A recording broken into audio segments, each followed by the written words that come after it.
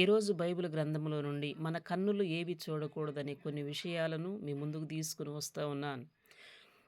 మనము మోహపు చూపులు చూచే కన్నులుగా ఉండకూడదు అని మత్తయి సువార్త 5వ అధ్యాయం 28వ వచనంలో, యెహెజ్కేలు గ్రంథం 23వ అధ్యాయం 25వ వచనంలో రాయబడి ఉన్నది.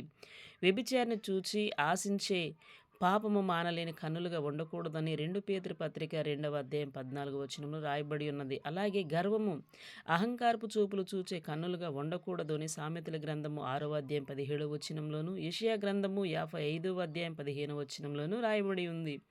అలాగే వ్యర్థమైనవి చూచే కన్నులుగా ఉండకూడదు. కీర్తనల గ్రంథము 119వ అధ్యాయం 37వ వచనంలో రాయబడి ఉన్నది.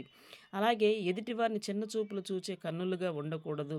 పరమగీతముల గ్రంథము 1వ అధ్యాయం 6వ వచనం, అపోస్తుల కార్యం 6వ అధ్యాయం 1వ వచనం, రోమపత్రిక 12వ అధ్యాయం 10వ వచనంలో రాయబడి ఉన్నది.